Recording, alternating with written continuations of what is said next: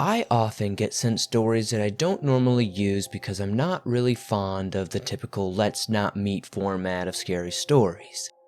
But I figure I have all these stories laying around, I might as well read them. So today, I'll be sharing some allegedly true, creepy stories that were sent in to me by viewers just like you. Now to preface this, most of these are not going to be supernatural or have cryptids or anything like that. They're more of like the everyday horrors you could run into in your everyday life. If you have a story you would like to share, whether it's one of these types of stories, a supernatural story, or something else, be sure to submit it at swampdweller.net or the email you can find in the description down below. I would love to share your story with everyone here in the swamp. Stories like yours that keep this channel going. Now, let's get into these creepy stories that are allegedly true from viewers just like you.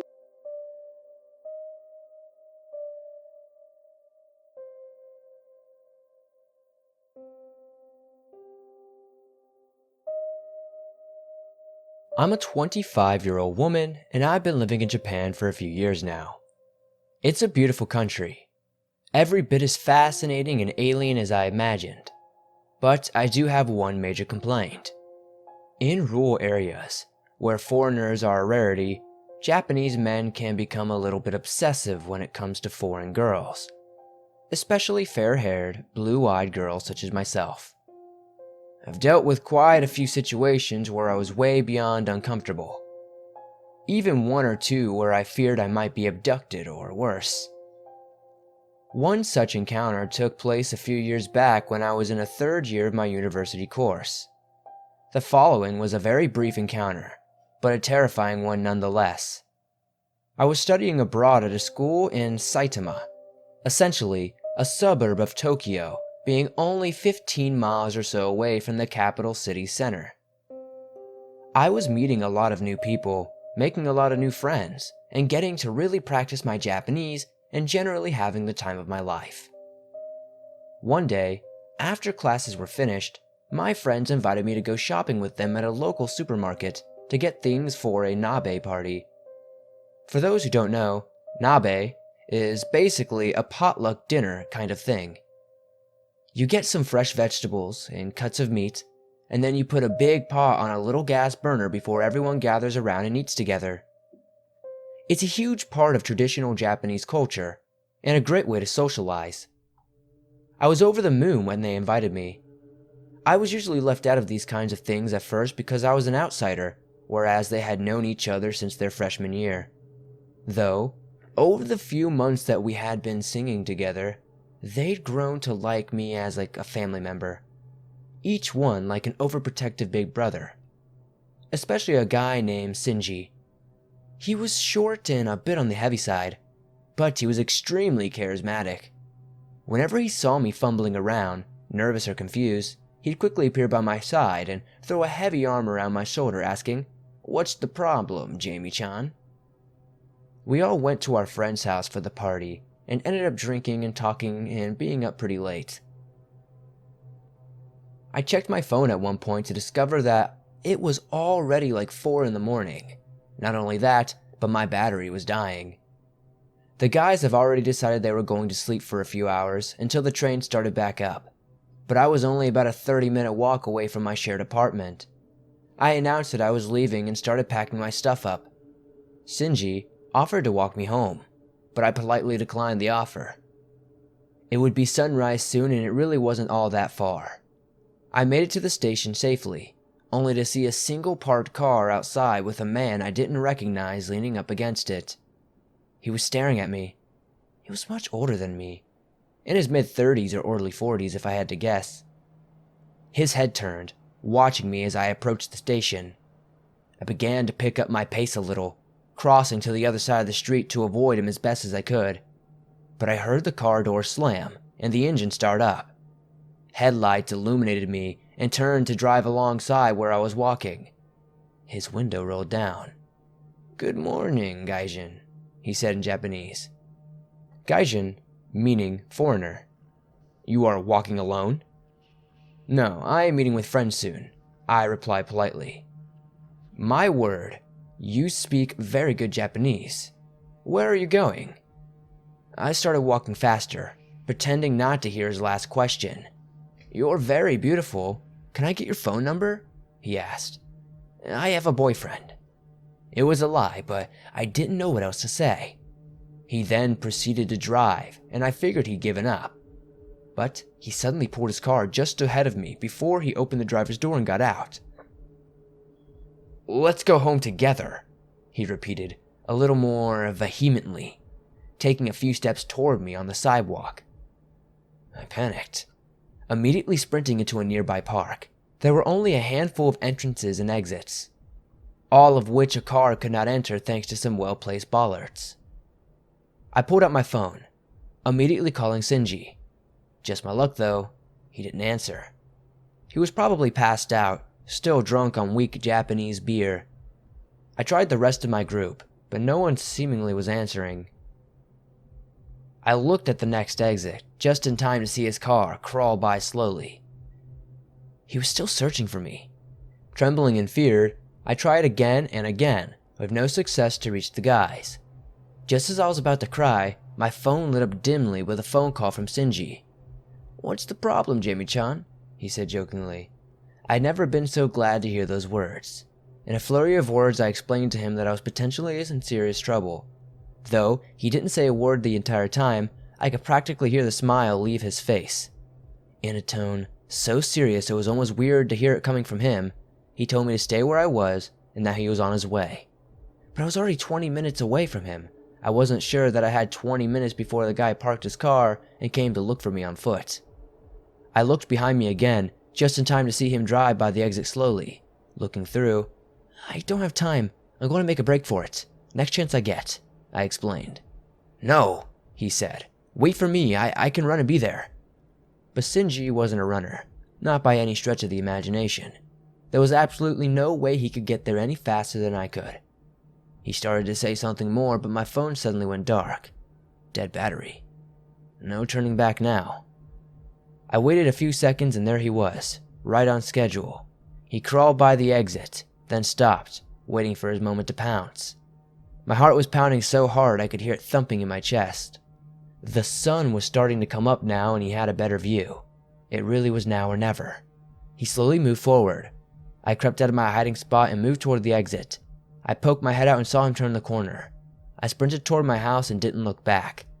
I don't know if he saw me and I was too fast to follow or what, but I didn't ever see him again. I immediately pulled out my phone and put it on the charger and called the guys back to let them know I was okay.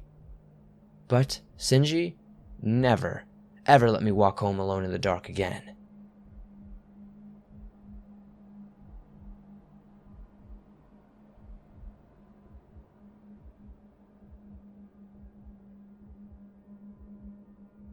When this happened, I was around 13 years old. To understand this story better, I will have to explain a couple of things first.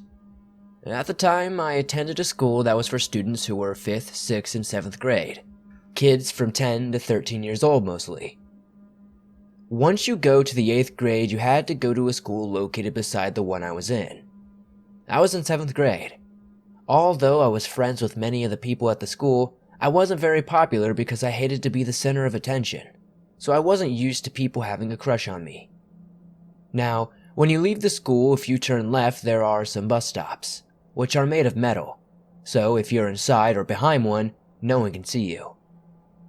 On the way to the bus stop, it's possible to see a road by your side. If you go through that road, you end up at a candy store that I'd used to go to all the time. The road was normally very quiet, and almost no one would pass there, especially at night. And it was all bumpy, so you couldn't really run in there, and worse than that, there were many alleys along the road.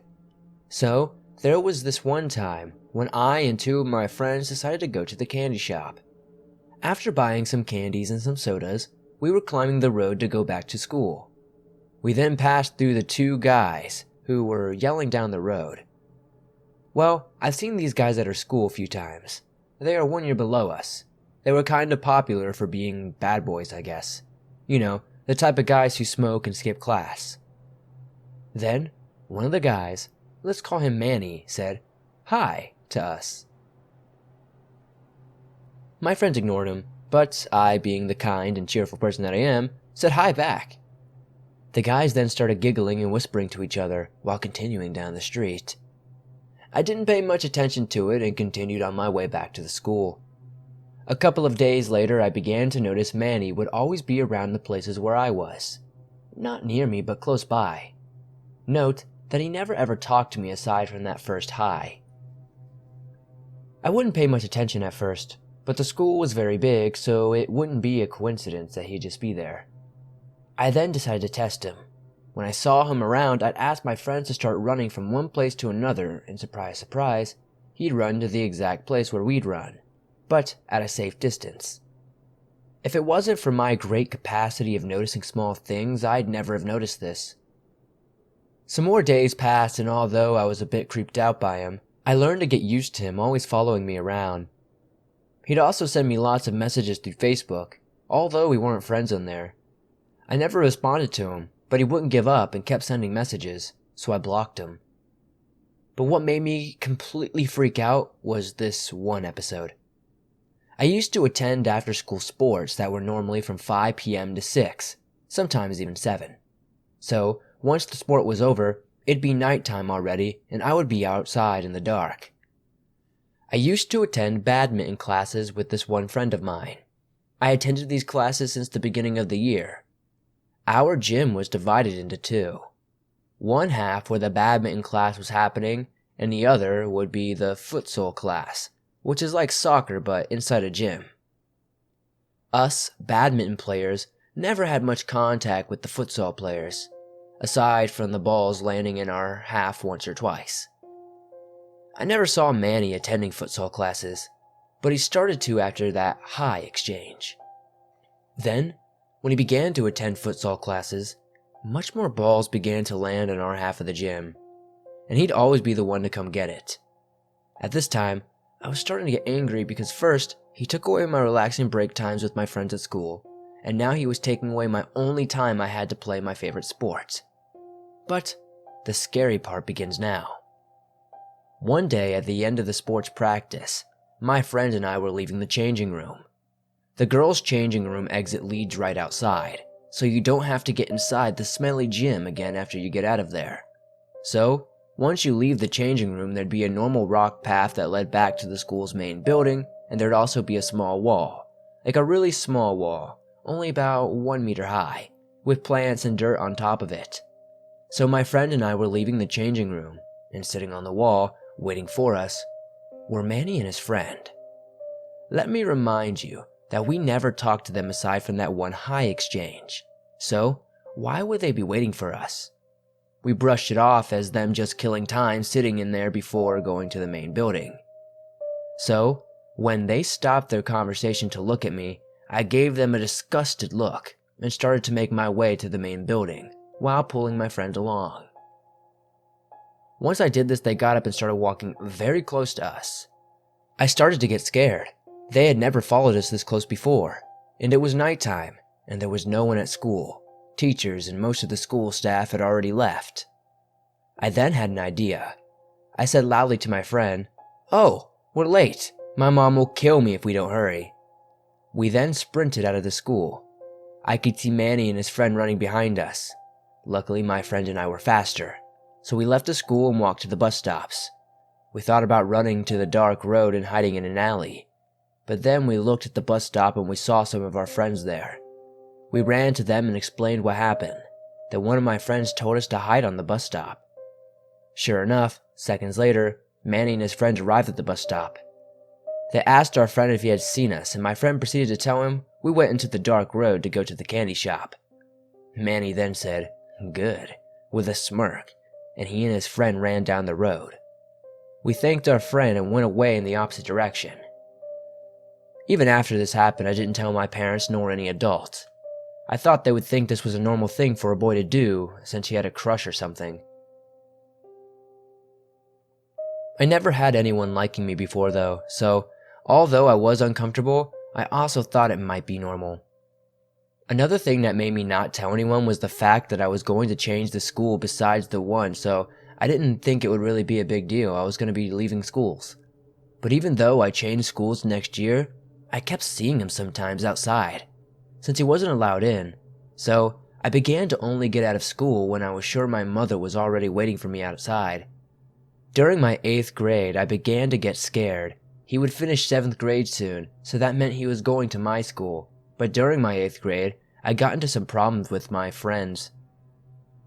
I was bullied, so I developed depression and I became suicidal.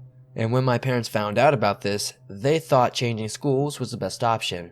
So I didn't have to worry about Manny anymore. The reason I am writing this is recently I was at the train station. It was my first time going by myself on the train, and I was sitting on a bench at the train station waiting for the train while reading my fan fiction on my phone. Then I noticed a guy on the ticket machine on the other side of the station. He looked familiar, so I waited for him to turn so I could see his face, and sure enough, it was Manny. I instantly got scared, especially because I was alone. Fortunately for me, I had changed a lot in 2 years. I changed the way I used my hair, I changed my style, and I lost a couple of pounds due to my depression. I was completely different, so I prayed for him not to recognize me. I'm not sure if he did or not. He stayed on the other side of the station the whole time, since he was taking a different train than I was, so I felt safer, but he kept glancing at me and talking on the phone with someone while giggling. When my train arrived, I made sure he didn't follow me. Then, once I got home, I decided to tell my older sister about the whole story. I have never told her, so I wanted her to give me her opinion. When I finished telling her the story, she was creeped out and said to be extra careful from now on. My sister is and always will be very protective of me, so I'm not sure if she's exaggerating. I still don't know if this is normal, but to this day I keep thinking, what if that night my friends and I decided to go down to the road instead of explaining to our friends the situation? Would my friend think the guys were our friends and pointed them into the right direction, or would they have caught up with us on the dark road anyway? I don't know.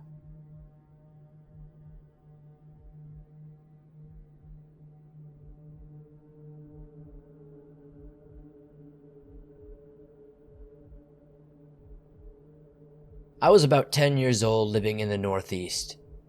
One afternoon, I was walking home from school when I saw a man up the road ahead of me, walking toward the sidewalk.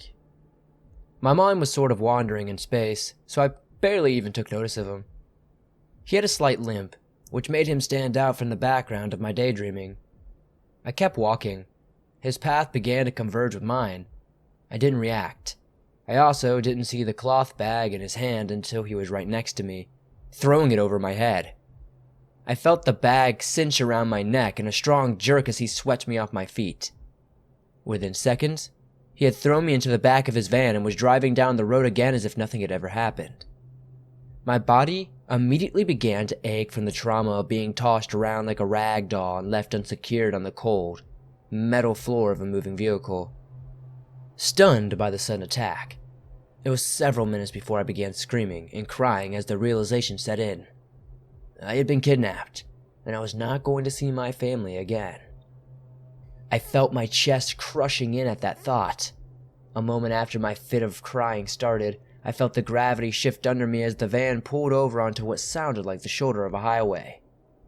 The man got up from his seat, pulled up the hood of my head, and shoved a rag into my mouth. I thought he would never stop driving. It felt like days that went by as burning sensations raced through my joints and bones as they pressed against the unpadded frame of the van. We finally stopped. I could hear voices chattering, muffled by thin walls of the vehicle. I was held in a normal-looking house a couple of 100 miles away from my home. After a few weeks, I realized what I had to do to survive. I won't get too far into the details, but for several months I was tortured and abused. Physically, emotionally, sexually. Everything I did was closely monitored. Eating, sleeping, going to the bathroom, everything. It wasn't long before that became my life. My kidnapper was a fixed, permanent character in my story. The man with the limp. He was a bald-headed man with heavy scarring on his scalp and face as if he had been in a lot of fights. He had one green eye and one blue. Whenever he wore a short-sleeved shirt, a tattoo was visible on his forearm. A stylized font that spelled out the name, Annabelle. My middle and last names were inscribed in his skin as well. Every time I saw it, I felt sick to my stomach. By avoiding making him mad or stepping out of line, I eventually gained enough of his trust to be allowed to walk around the house and get food when I was hungry without him watching me. The tense air of mutual distrust that dominated the first few months seemed to fade into a twisted feeling of normalcy. One day he showed me his room. There were pictures of me all over the walls. Many were from time being held as captive, but also were prepped from photos taken before I was even kidnapped. He had pictures of me walking outside, pictures of me sleeping in my room. It took every fiber of my will to avoid breaking down in front of him as the rush of memories of my former life came crashing down on me. I wanted to go home so badly, but I couldn't let him know that, especially when he was beginning to open up and trust me. Thank God I was smart enough to know that. A few weeks later, I was able to convince him to take me shopping with him. The one condition was that I would have to hold his hand the entire time. While we were out, he had to go to the bathroom. He made me promise to stay put while we went in. As soon as he was out of sight, I ran as fast as I could. Frantically searching the aisles of the grocery store, I grabbed the first person I could find and told her I'd been kidnapped, begging her to call the police. The police arrived very quickly and were able to arrest him. I told them my address and they eventually had someone take me to my house finally. The officers that drove me home told me that the man's name was Brian. I told him I had never seen him before, that day he took me away. Little did I know, he'd been watching me for 2 years. It took me a while to get past the whole ordeal, but just so you know, I'm fine now. Just a little bit paranoid. But now, the story I originally wanted to tell you, it's directly related to this, and by the way, I'm sorry if this is dragging on a bit.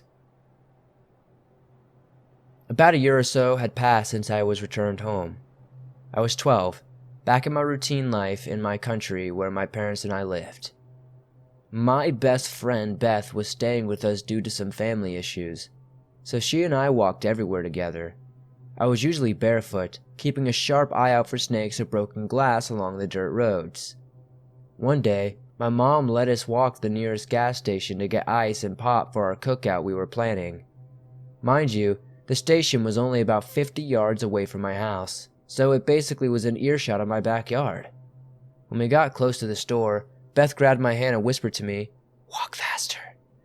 I figured she was just getting tired of being out in the hot sun, so I picked up the pace.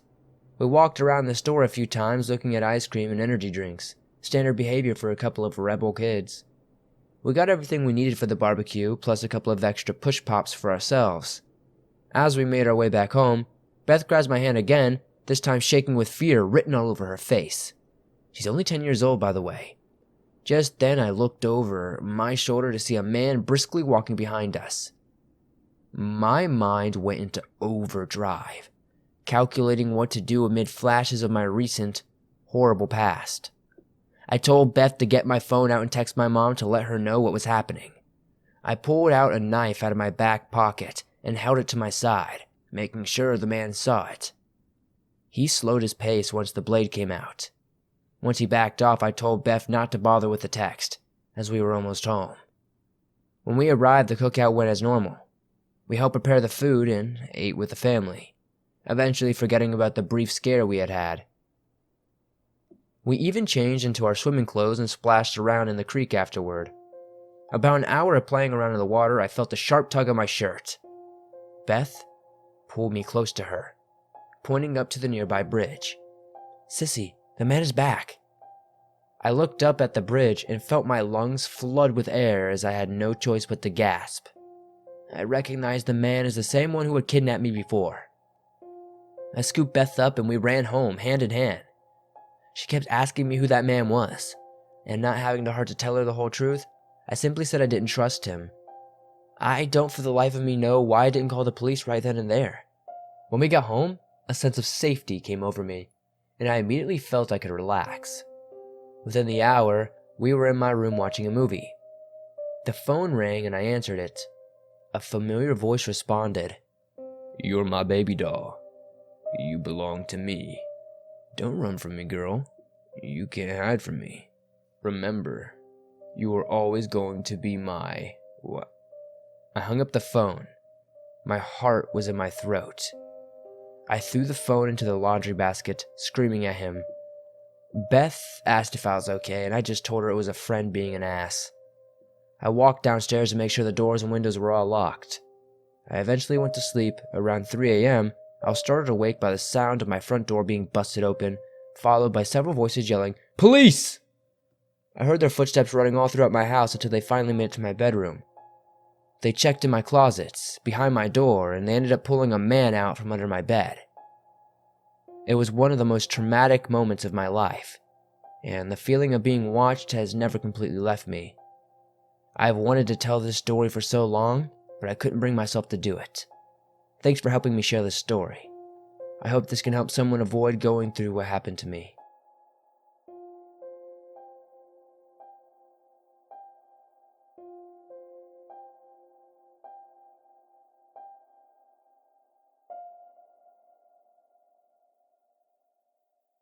I had to learn the hard way that not all companies do a complete background check on new employees. About 10 years ago, I was working at a group home for 5 high-functioning mentally disabled men. Each of the men is assigned direct care staff to help out with everyday life outside of work and when they are at home in the evenings. The men range from a little over 21 to early 50s. These men are unable to properly feed themselves or live a normal life outside of assistance. Only one of the younger men, Doug, needed assistance with the shower since he was the lowest functioning. Tommy was a short, hairy, squat man in his late 30s with inappropriate comments to female direct staff. Walter was in his early 40s and had the tendency to lie, a touch of a rare temper, and enjoyed winding up the other clients. Rick chain smoked like a demon, lied a lot, and had a small temper too. Then there was Roland, over 6.5 feet tall, gangly, violent toward all females, and known to tear out hair. Each of the gentlemen has their own bedrooms, for those curious. 3 years into the job, and a guy named Corey was hired. We all discovered he had a sick wife at home, and he seemed pretty nice. I did nothing to encourage him, but it wasn't long before Corey was trying to keep all our clients in the same rooms to talk to me. I got the creeps, then asked for an opposite schedule to his own. He still worked the shifts with me despite the request. Then he started stalking me to the grocery store that turned out to be near his apartment. After a few days of him being there after our shifts ended, I was wigged out. One evening, he followed me home completely before I had realized. I reported the incident and wasn't taken too seriously. I bleached my hair to a pale white the day before a huge meeting for work and kept my head down. I had told Allie and another close coworker about it and was believed by them because the idiot was asking where I was before the meeting. He finally spots me, tries to engage in a conversation after the meeting, and I told the assistant manager. He brushes it off until Allie told him about how Corey just followed me to the van with Rick even though Corey wasn't on duty. Corey was immediately pulled aside and explicitly told to leave me alone. Thankfully, they started listening, but it was too late in many ways. Corey's behavior toward me pressed the managers to look further into his past. It was discovered that a year prior he did time raping a 17-year-old girl. To make matters worse, he had been corrupting the clients during trusted graveyard shifts in the house for months. He subjected Roland, Rick, and Walter to some hardcore pornography. He was fired shortly after. Last I knew, he was on the loose. He lives a state away, but I wish there was more distance. Roland became more violent with the female direct care staff after the exposure and began to corner me after the pornographic stuff. This led me to barely getting into the bathroom before Roland was able to tear a lot of my hair out. I had to climb out the window and demanded the staff get their client, plus put in my notice the next day.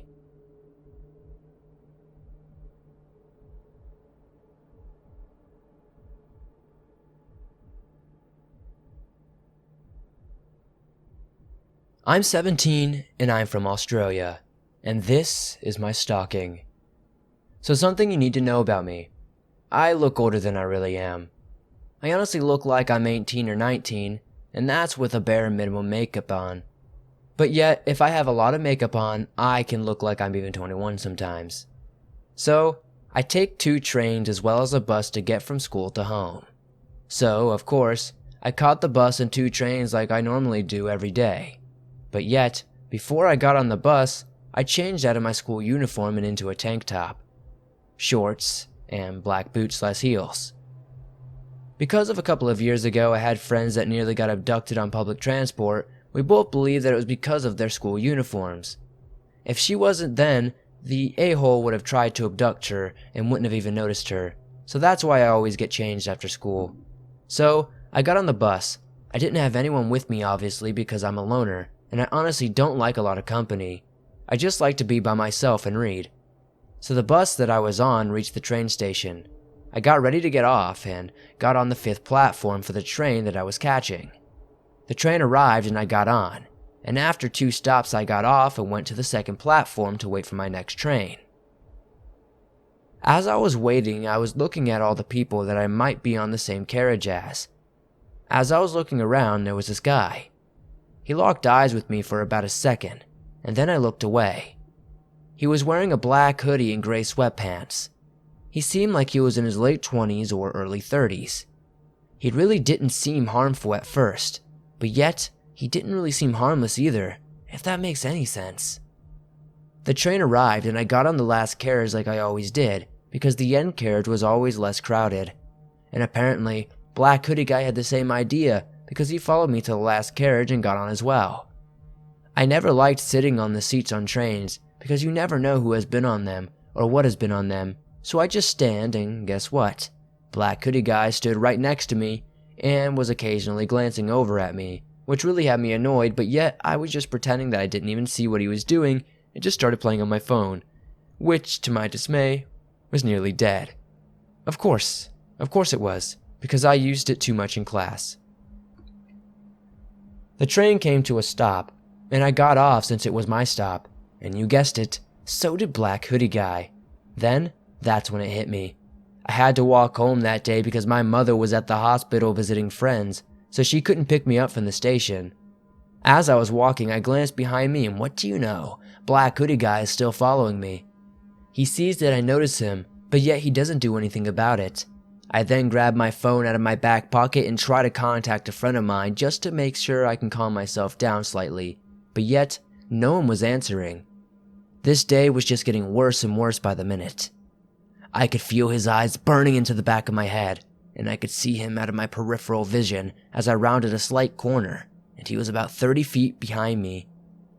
At this point, he had been following me for about 10 to 15 minutes, and I had had enough. So I took up my phone in my pocket and called one of my friends, and obviously they didn't answer, but I didn't really care because all I wanted to do was for this guy to get the point and leave me alone, because I wasn't playing games anymore. I didn't look behind me for about 2 minutes, and when I did, he was gone. So I quickened my pace and just hoped that he wouldn't pop out anywhere and take me. Never seen him again before that day. Until this day, I have not seen him since.